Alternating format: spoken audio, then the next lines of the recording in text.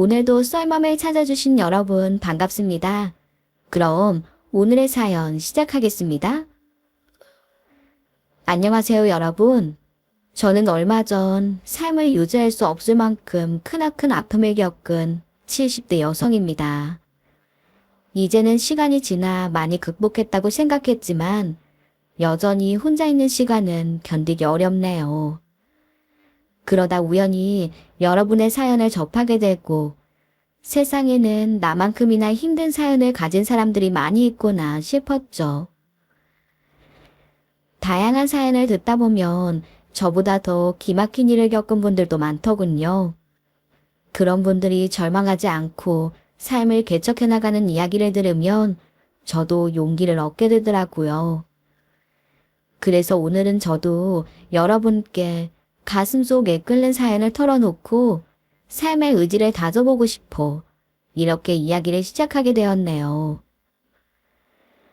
저는 친정오빠의 친구였던 남편과 결혼해서 연년생으로 딸 아들을 하나씩 얻었어요.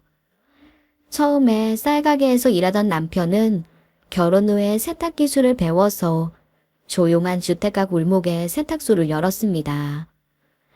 마침 저는 결혼 전까지 시골 읍내에서 양장점을 하는 부모님을 도와드렸었죠.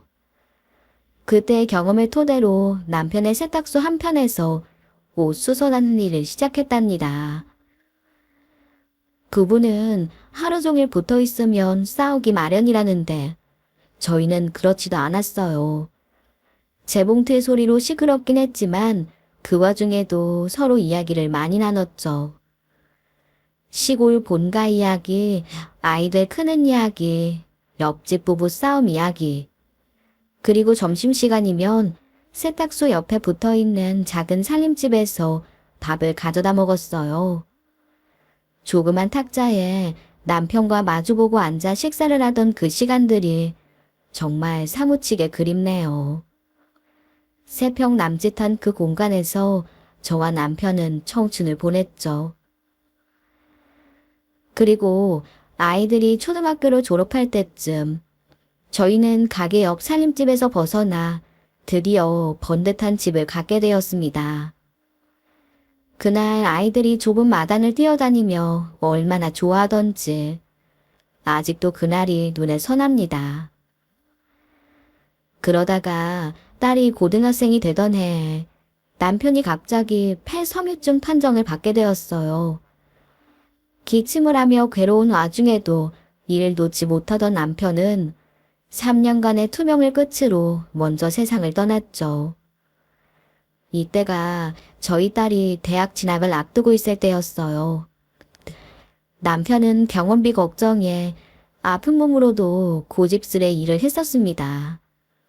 물정을 몰랐던 저희는 변변한 보험 하나 가진 게 없었네요. 그 탓에 거듭되는 치료로 가세가 많이 기울고 말았죠. 하지만 저는 옷 수선 일을 계속하며 어떻게든 버텨볼 생각이었어요. 그래서 딸에게는 하고 싶은 공부를 하라고 했습니다.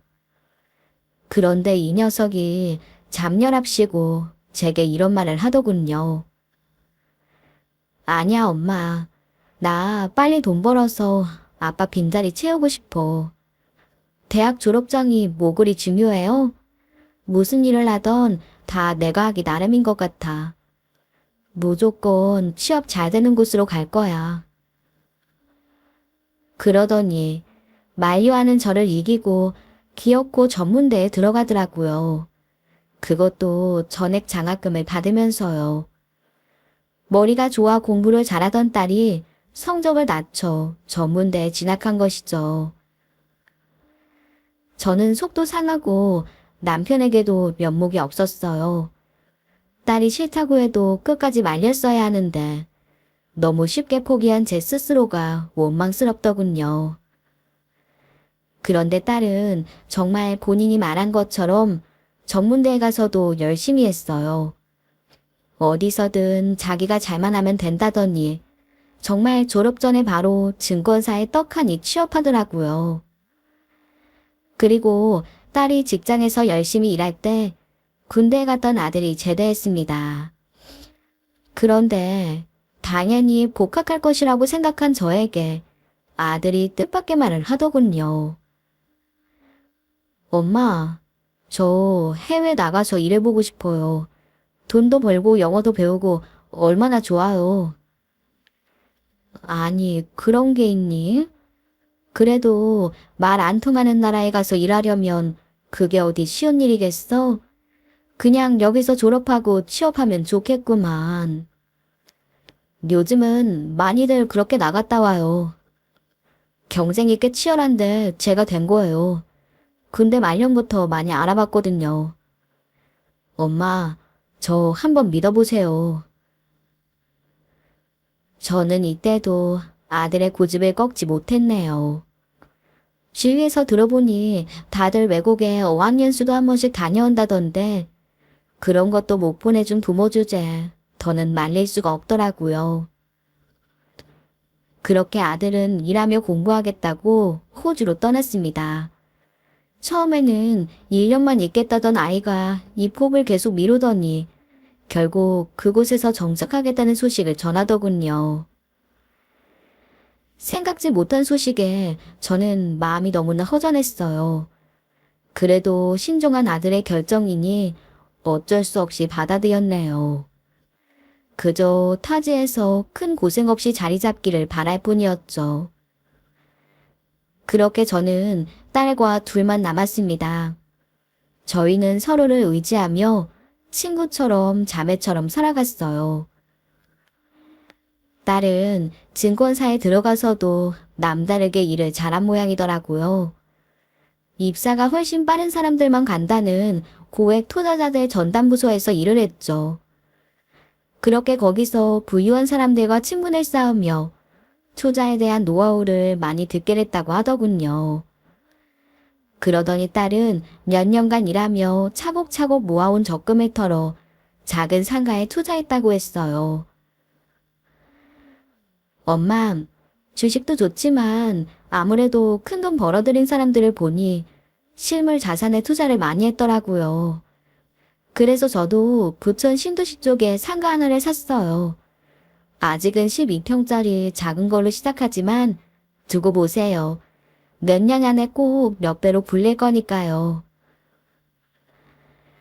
정말 딸아이는 여기저기 부동산 세미나에도 찾아가고 책도 보며 공부를 열심히 했죠. 그러면서 계속 상가를 사고 팔며 종잣돈을 불려나갔어요. 제 딸이지만 정말 대단하더라고요.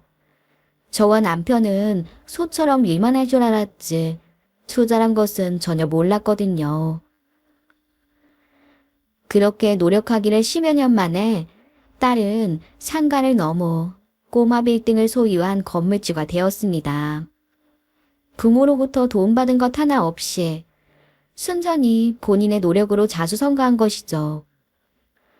그런데 이런 이야기를 전해 들은 출판 관계자가 딸에게 그간의 노하우를 책으로 내보자고 제안했답니다. 당시 딸의 고등학교 동창이 출판사에 다니고 있었거든요. 추진력이 남다른 저희 딸은 이만의 고민도 없이 제안을 받아들였어요. 몇 달에 걸쳐 집필을 끝내고 책이 나왔네요. 그러자 딸의 책은 입소문을 타고 날개 돋친 듯이 팔리더라고요.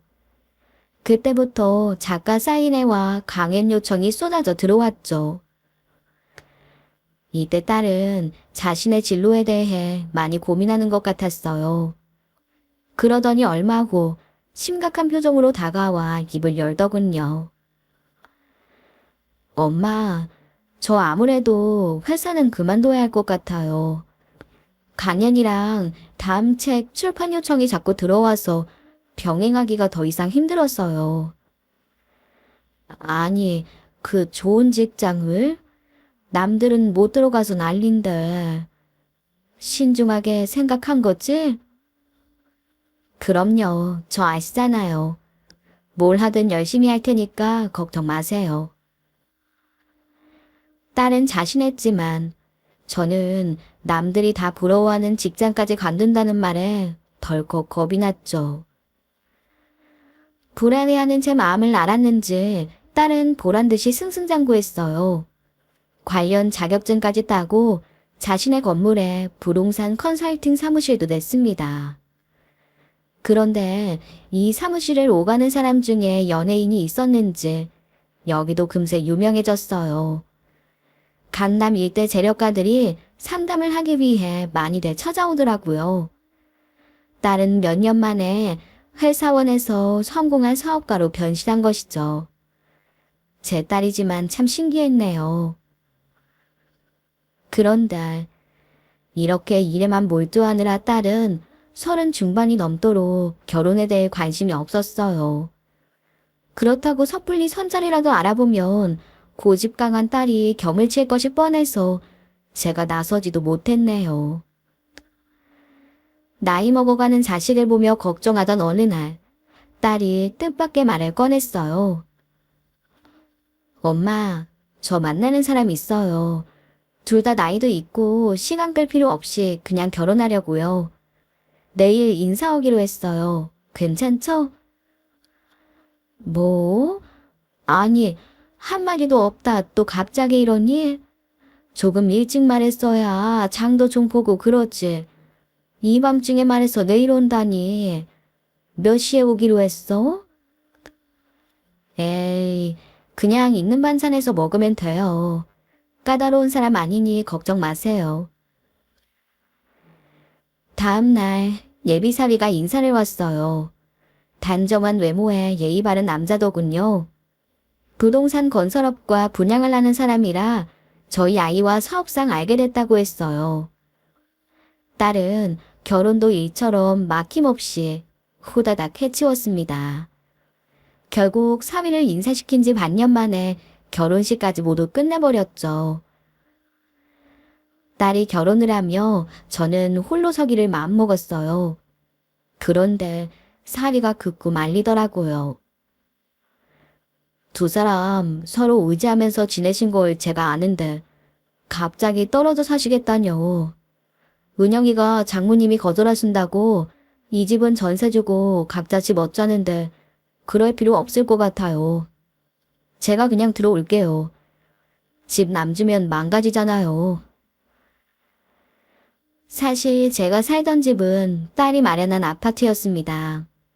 고생만 하는 엄마 편하게 모신다며 채출반이 성공하자 가장 처음으로 정말 자신의 자택을 샀던 것이죠.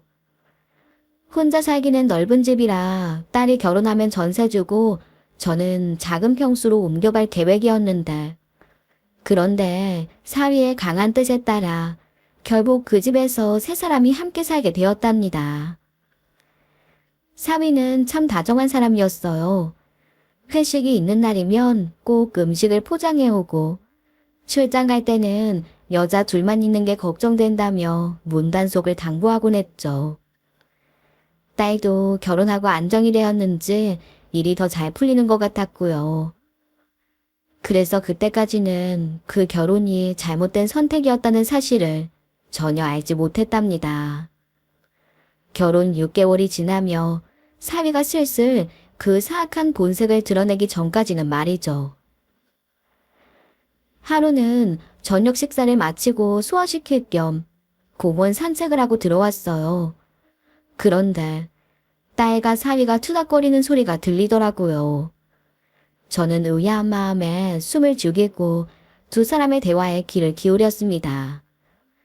그러자 사위가 딸에게 고함치는 소리가 들려왔죠.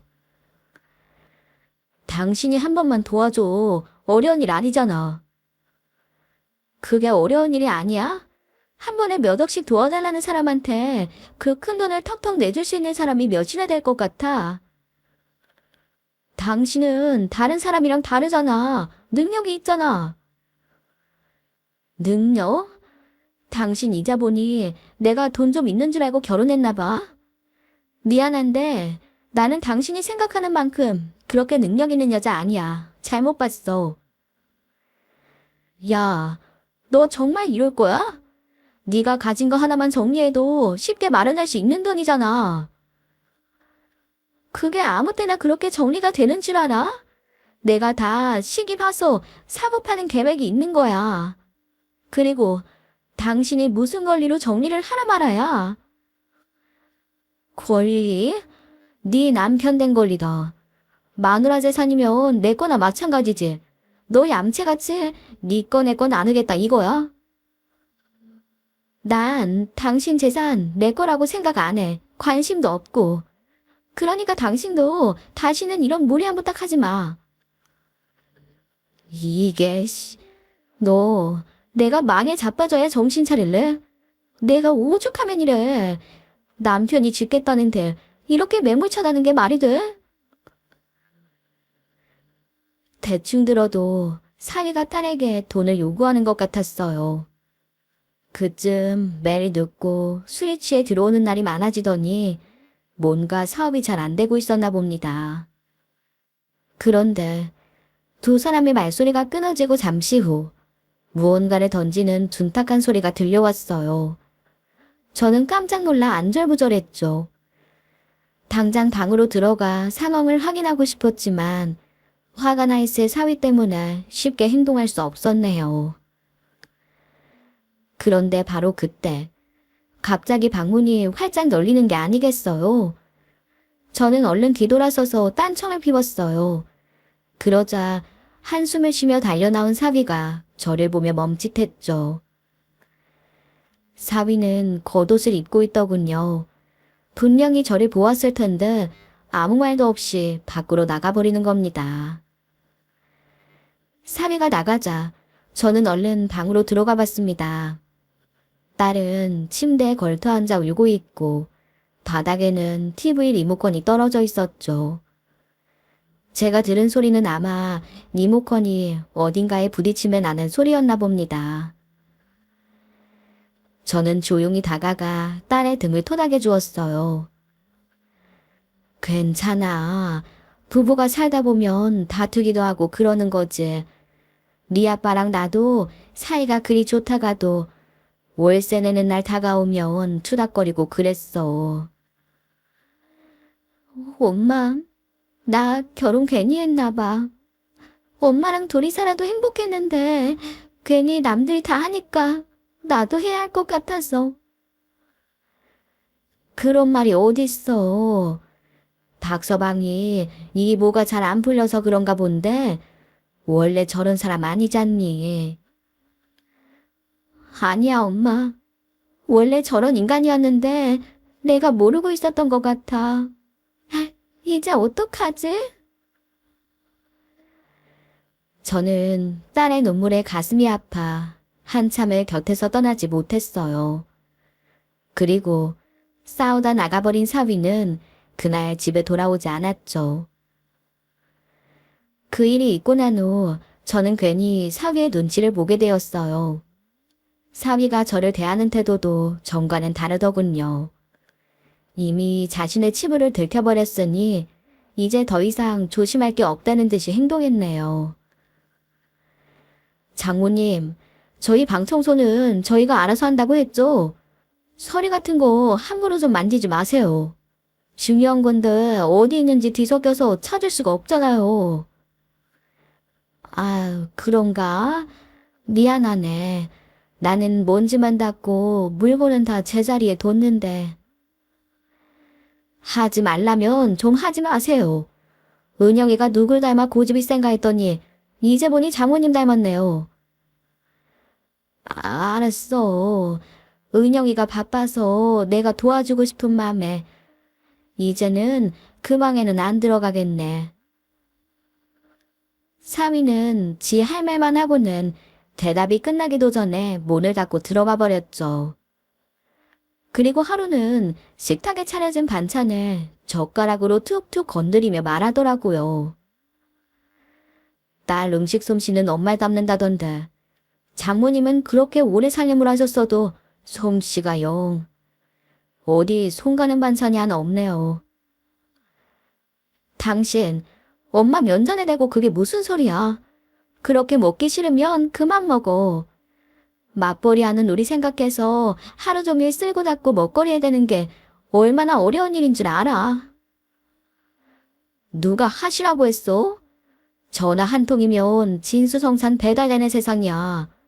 요즘 누가 냄새나게 청국장 같은 거 집에서 끓여 먹냐? 맛이나 있으면 말을 안 해. 당신, 그만해. 앞으로 당신 밥은 당신이 알아서 챙겨 먹어. 그럼 되잖아. 너 왜 이렇게 신경질적이야? 내가 집에서 밥 먹으면 얼마나 먹냐? 기껏 저녁 한 끼 먹는 거 입맛에 안 맞는다고 말도 못하냐?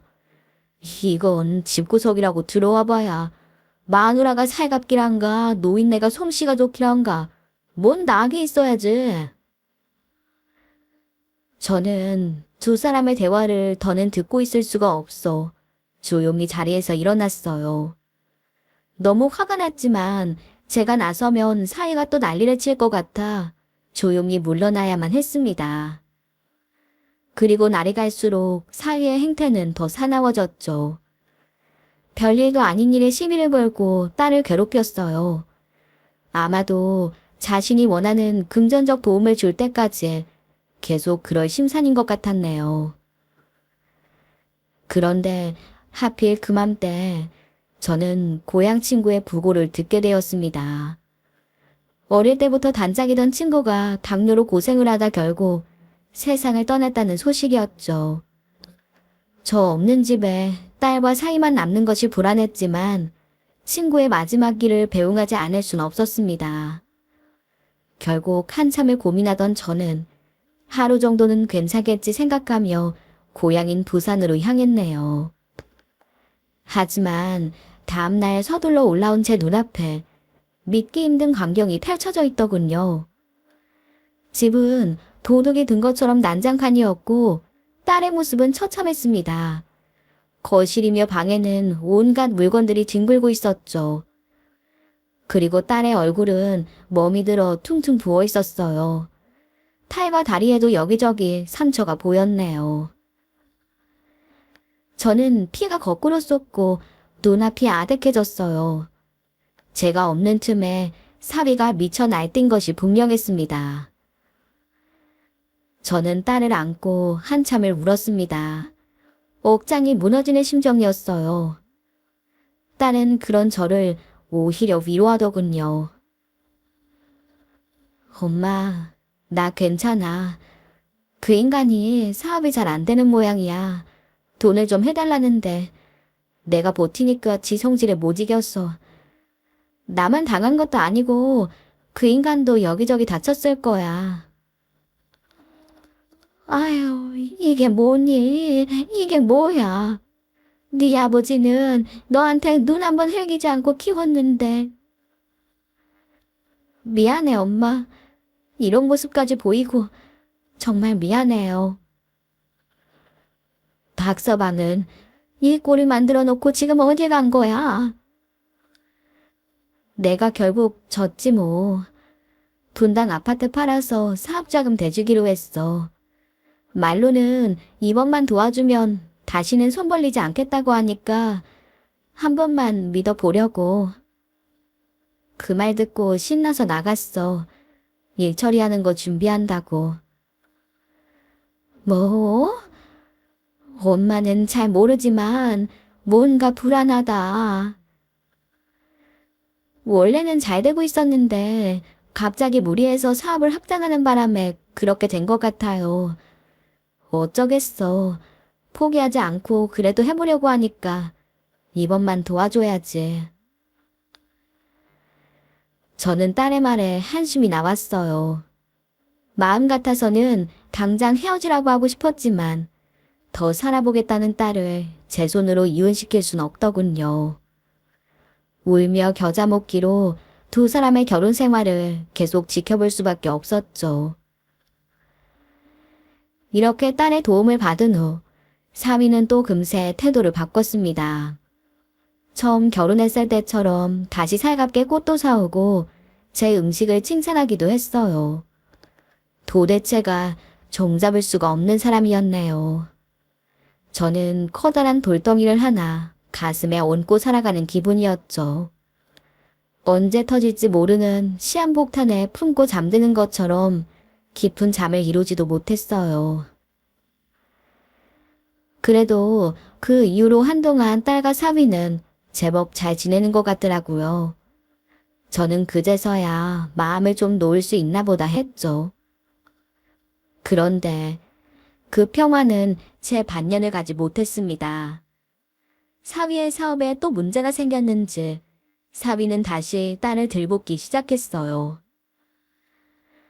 당신 건물 담보 잡으면 그 돈 충분히 나온다잖아. 내가 아예 팔자는 것도 아니고 담보로 좀 빌려만 달라는 건데 그게 그렇게 성질 낼 일이야? 자기, 그때 뭐라 그랬어. 딱 한 번이라며. 그때만 도와주면 다 잘 될 거라고 했잖아. 그 정도로 퍼부었는데 안 되는 거면 그냥 정리하는 게 답이야. 자기 능력 밖의 일이라고. 안 되는 일에 언제까지 동포는 하를래? 뭐, 너 마누라가 한다는 말이 왜 그따위야? 지금 나 망하라고 고사 지내냐? 내가 왜 결혼하고부터 일이 이렇게 꼬이나 했더니 너 같은 걸 만나서 그런 거야. 자기 능력 없는 걸 왜 내 탓을 해? 이제 그만 인정해. 자기 그쪽에 능력 없어. 다른 일 찾아보라고 제발. 야, 다른 거 해보려고 해도 벌어진 일이나 수습해야지. 이대로 망하면 새고랑 차게 생겼는데 너 귀엽고 남편 콩만 보게 성이 시원하겠냐? 저는 이게 또 무슨 소린가 싶었어요. 딸은 분명히 지난번에 분당 아파트를 팔아 사업 자금을 대주었죠. 그런데 사위는 건물까지 잡혀 돈을 더 융통해달라고 억지를 부리고 있었어요. 그렇지만 이번에는 딸도 물러설 생각이 없어 보였네요. 두 사람의 갈등은 극에 달했어요. 사위는 매일같이 딸을 괴롭혔지만 딸은 눈도 깜짝하지 않는 것 같더군요. 그런 전쟁 같은 날들이 계속되던 어느 날, 대전에 강연이 있어 내려갔던 딸에게 다급하게 전화가 걸려왔습니다. 강연이 늦게 끝나 다음 날에나 올라올 것 같다며 내려갔더랬죠. 엄마, 이 인간 들어왔어요? 지금? 아니, 너 지금 일하는 중 아니니? 네, 근데 급하게 알아볼 게 있어서 그래요. 혹시 집에 들어왔냐고요? 아니, 아직 들어올 시간 아니잖아. 무슨 일이야? 이 인간이 정말... 글쎄, 우리 직원이 전화를 했는데 혹시나 하고 사무실에 갖다 둔데 인감이랑 건물 등기부등본을 가져갔나 봐요. 잘 둔다고 둬서 그동안 없어진 것도 몰랐는데 오늘 직원이 청소를 하다 보니까 서랍이 뜯겨 있다잖아요. 집에 두면 엄한 생각할까봐 일부러 사무실에 숨겨둔 건데 어쩜 좋아요. 설마 닥서방이 그런 죄까지? 어디 다른 곳에 두고 깜빡한 거 아니니? 아니에요. 분명히 거기다 뒀어요. 서랍까지 망가져 있다니까 틀림없어요. 엄마, 제가 강의 끝나고 바로 올라갈 테니까 이 인간 오면 좀 붙잡아 주세요. 오늘은 진짜 단판을 지어야겠어요. 뭐?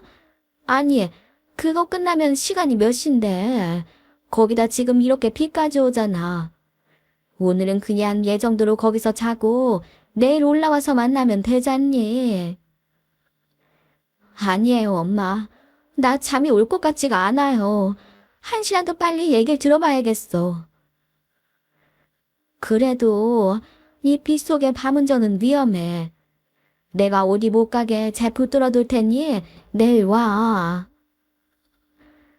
엄마, 저 다시 들어가 봐야 돼요. 끝나고 바로 갈 테니까 그렇게 알고 계세요. 딸은 단단히 결심했는지 말리는 제 말을 들을 생각이 없어 보였습니다. 저는 이상하게 그날따라 밤운전을 한다는 게 불안하더군요. 그리고 결국 그게 딸아이와의 마지막 통화가 되어버렸습니다.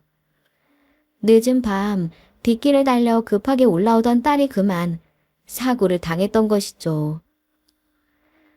사고 소식에 달려간 병원에서 딸은 이미 하얀 천을 덮고 있더군요. 저는 바닥에 주저앉아 울지도 못하고 멍하니 그 모습을 지켜보기만 했습니다. 모든 것이 꿈 같고 정신이 없었어요. 급하게 당한 일이라 사람들에게 연락할 여력도 없었죠.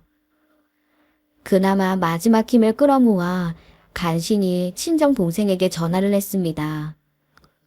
제 소식을 듣고 한달음에 달려온 동생이 모든 장례 절차를 처리해 주었네요. 그런데 연락이 닿지 않던 사위는 빈소가 마련된 지 하루가 지나서야 나타났더군요. 저는 사위의 멱살이라도 잡고 내동댕이 치고 싶은 심정이었어요. 그렇지만 딸의 마지막 길에 그런 모습을 보일 순 없었네요. 사위는 비통한 남편 흉내를 잘도 내더군요. 사람들이 올 때마다 오열하며 둘도 없이 사이좋았던 부부처럼 굴었어요. 저는 사위의 그런 모습이 괘씸했습니다. 하지만 자기도 인간이면 어느 정도는 진심이겠지 하는 생각에 마음이 착잡했어요. 그렇게 황망하게 딸을 보내고 저는 집에 돌아와 아이의 유품을 정리하고 있었습니다. 그런데 바로 그때 사위가 술에 잔뜩 취해 돌아왔더군요. 사위는 저를 보자 대뜸 물었어요. 뭐 하시는 거예요? 뭐 하긴 은영이 짐 정리하질 않나. 어차피 떠난 사람 편하게 갈 수 있게 여기 남은 짐은 정리해야지. 잘 됐네요. 하시는 김에 장모님 짐도 얼른 싸세요. 뭐? 그게 무슨 소린가? 왜 모른 척을 하고 그러세요? 그럼 은혁이도 없는 이 집에 계속 사실 생각이세요. 저랑 둘이서요. 저는 귀를 의심했습니다. 그 집은 원래 딸과 제가 살던 집이었고 사위가 집만 딸랑 들고 들어와 살고 있었어요. 그런데 딸이 죽자마자 저에게 나가라는 겁니다. 저는 사위가 술에 취해 실언을 한다고 생각했죠. 나가라니? 여기가 내 딸 집인데 내가 가긴 어딜 가는가? 자네, 취했으면 어서 들어가 자게. 이거 봐라. 어이가 없네. 그 딸이 나랑 결혼을 했잖아. 그럼 그 재산이 다 내 거라는 거 몰라요? 어디서 쥐고 없어진 딸 핑계야? 좋은 말로 할 때 당장 짐 챙겨서 나가요. 지금 그게 무슨 소리야? 막말로 이 집에 몸뚱이 딸랑 들어온 건 자네 아닌가? 지금 와서야 말이지만 사실 결혼하면 집은 남자가 구하는 게 보통 아닌가? 그런 부담도 없이 잘 살았으면 고마운 줄 알아야지. 이제 우리 딸 없으니 나더러 나가라는 건가? 네, 그럴 줄 알았지. 노인네랑 딸년이 똑같네. 이깟 아파트 하나 있다고 유세 떨면서 나 무시하는 거 내가 진즉에 알았어. 그런데 그런 이득도 없었으면 늙어 빠진 당신 딸이랑 내가 왜 결혼했겠어?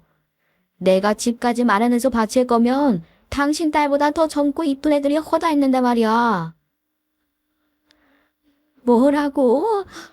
그러니까 자매는 우리 딸이 돈 좀 있으니 그거 보고 결혼했다 이건가? 당연하지. 그거 빼고 당신 딸이 뭐 볼 거 있다고. 근데 이건 돈 소리만 꺼내면 도끼 눈을 뜨고 남편 알기를 개코같이 알고 덤비더니 내가 기가 안 막혀?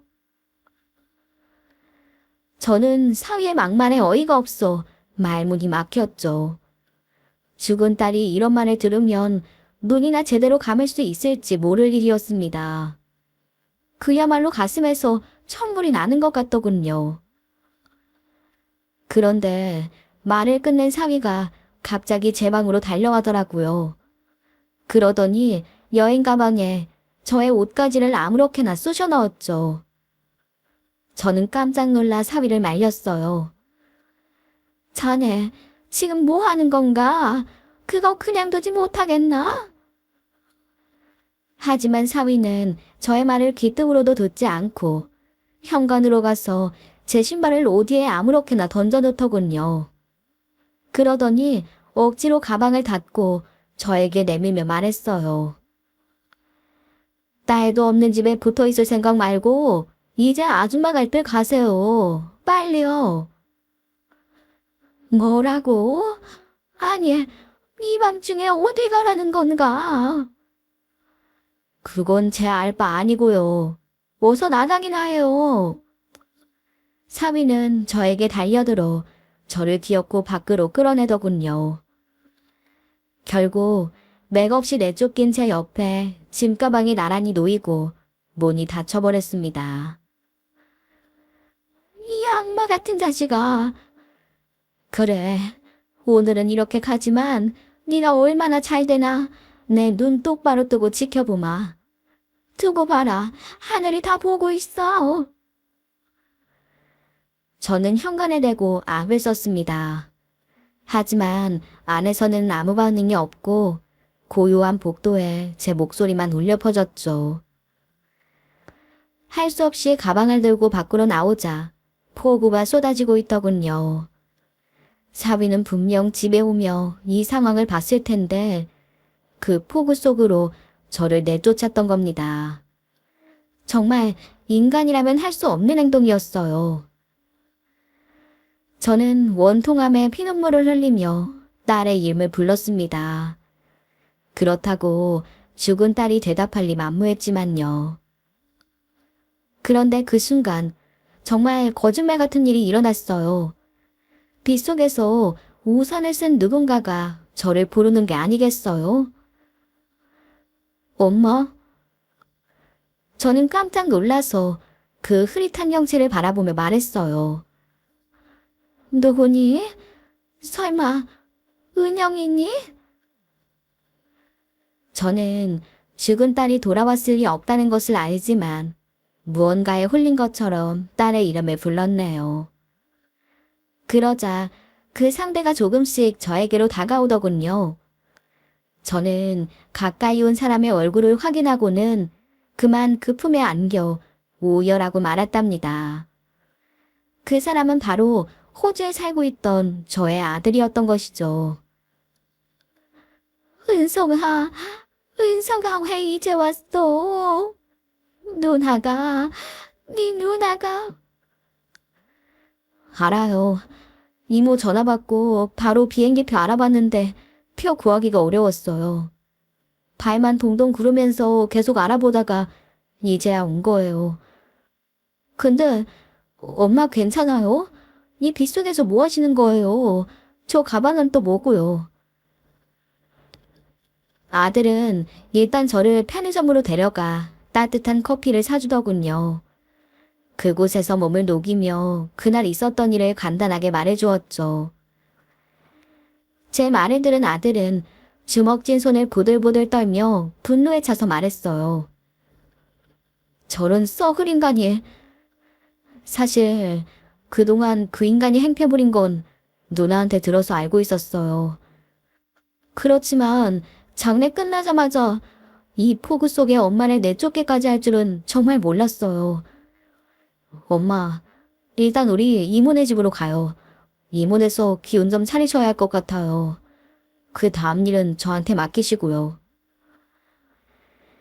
결국 저희는 택시를 타고 지척에 사는 동생의 집으로 갔어요. 거기 말고는 아들도 저도 딱히 떠오르는 곳이 없더라고요. 잠시 후 동생은 갑자기 찾아온 저희를 보며 깜짝 놀랐습니다. 하지만 동생은 며칠간이나 저희를 극진히 보살펴 주었네요. 그 덕에 저도 어느 정도 기운을 차릴 수 있었어요. 그런데 저희 아들은 한국에 돌아온 그날부터 정신없이 바빠 보이더군요. 말로는 누나가 부탁한 일들이 많아서 그렇다고 하더라고요. 엄마, 저 사실 누나랑 연락을 하면서 여기 상황을 계속 들어왔어요.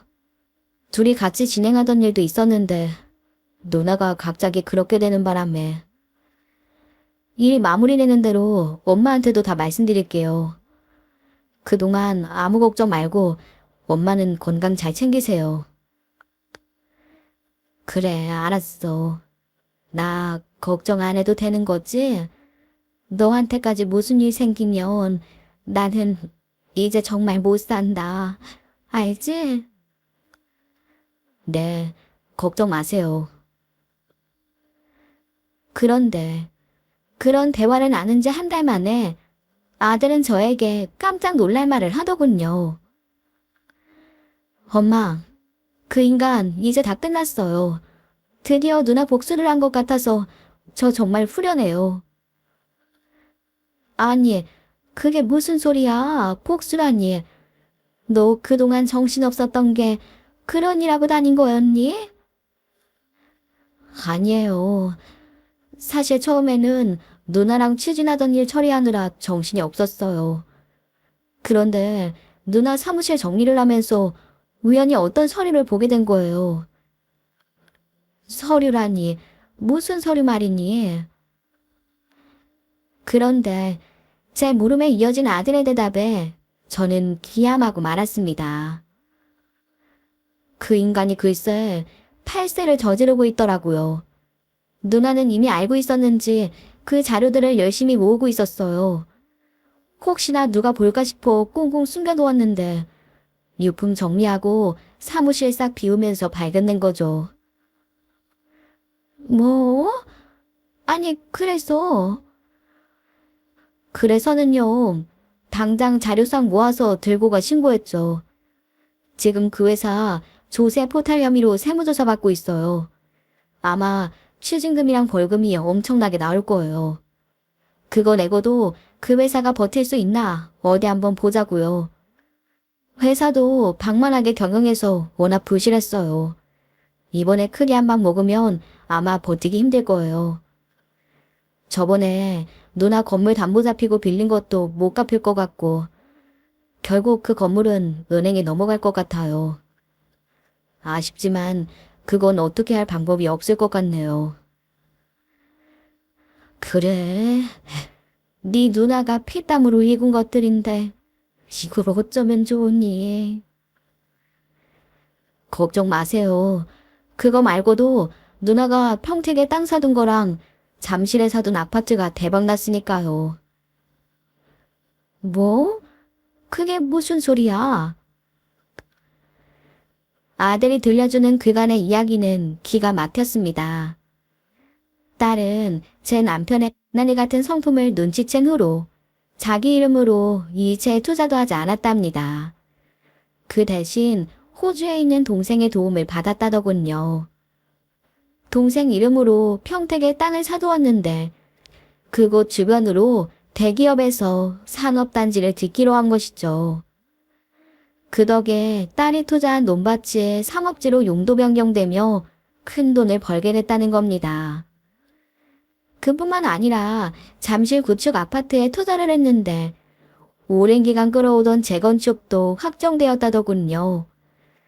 아들은 이 모든 일을 누나의 부탁으로 철저하게 비밀로 간직하고 있었던 것이죠. 그러다 누나가 죽고 위기에 처한 저를 위해 아들이 나선 것입니다.